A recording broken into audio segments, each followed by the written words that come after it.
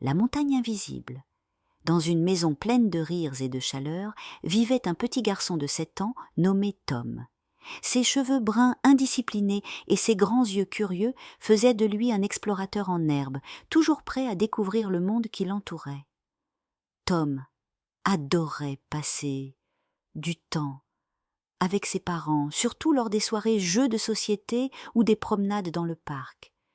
Mais parfois, leurs paroles ou leurs actions semblaient éclipser toute la joie qu'il ressentait. Un matin, alors qu'il prenait le petit déjeuner, Tom, un peu distrait, renversa son verre de jus d'orange. Le liquide doré se répandit rapidement sur la table, imbibant une pile de serviettes et le dessin qu'il avait fièrement réalisé la veille. « Fais attention, Tom, tu es toujours si maladroit !» s'exclama son père en soupirant, visiblement fatigué. Ces mots, pourtant banals, résonnèrent dans l'esprit de Tom comme un écho interminable.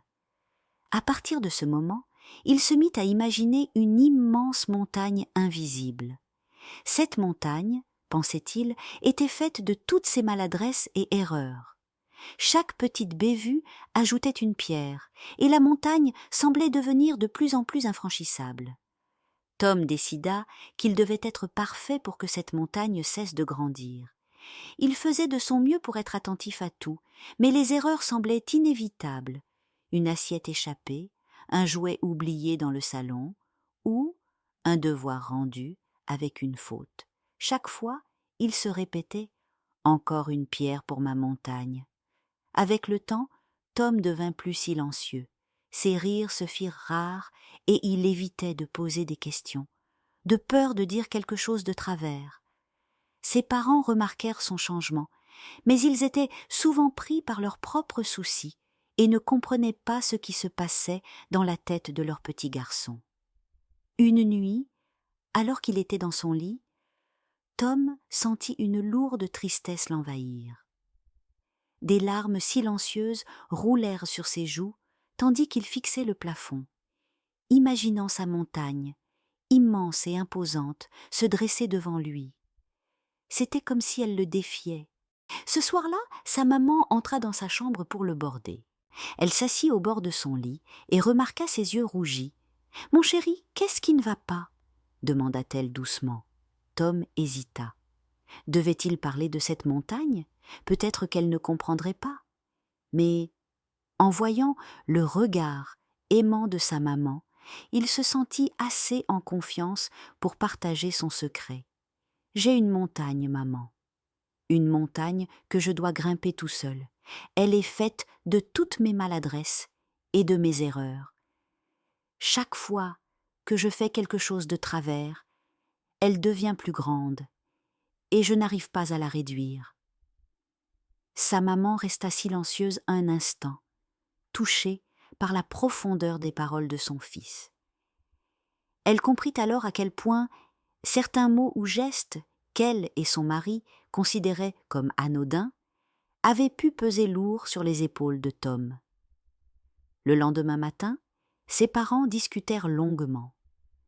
Ils décidèrent de changer leur façon d'aborder les erreurs de Tom.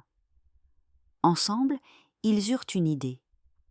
Ils allaient transformer la montagne en un jeu.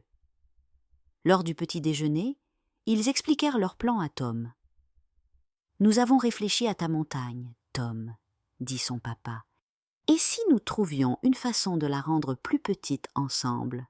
Chaque fois que tu réussiras quelque chose, une pierre sera enlevée. Qu'en penses-tu » Les yeux de Tom s'éclairèrent. Il était ravi à l'idée de recevoir de l'aide pour affronter cette montagne qui le hantait. Dès lors, ses parents se mirent à célébrer ses petites victoires, ranger ses jouets, partager avec un camarade ou encore essayer un nouveau jeu sans peur de se tromper. Chaque soir, ils écrivaient ensemble ces succès sur de petits papiers colorés qu'ils glissaient dans un bocal qu'ils appelèrent le bocal des victoires. Au fil des jours, Tom remarqua que sa montagne semblait moins imposante. Dans son esprit, il la voyait se rétrécir à mesure qu'il ajoutait des papiers dans le bocal. Il se sentait de nouveau plus léger, plus heureux. Ses parents, de leur côté, apprirent à faire attention à leurs mots. Ils comprirent que les enfants voient le monde différemment et que leurs paroles peuvent être interprétées bien plus intensément qu'ils ne le pensent. Un soir, alors qu'ils comptaient ensemble les papiers du bocal, Tom demanda « Vous croyez que ma montagne disparaîtra complètement un jour ?» Sa maman lui sourit tendrement. « Peut-être qu'elle sera toujours là, mais si petite qu'elle ressemblera plus à une colline. Et tu sauras que, peu importe sa taille, nous serons toujours là pour t'aider à la franchir. » Avec le temps, Tom apprit que les erreurs étaient normales et faisaient partie de la vie. Il comprit aussi que ce n'étaient pas ses maladresses qui définissaient qui il était, mais la façon dont il choisissait de les surmonter. Ses parents, eux, retinrent une leçon précieuse. Pour un enfant, le monde est encore fragile et chaque mot peut avoir un impact immense. Ils apprirent à écouter, rassurer et valoriser les efforts de Tom, transformant ainsi une montagne infranchissable en une douce colline, pleine d'aventures et de récompenses. Et dans leur maison, les rires de Tom revinrent, plus forts que jamais, résonnant comme une mélodie de bonheur partagé. Bonne nuit, mes petits rêveurs,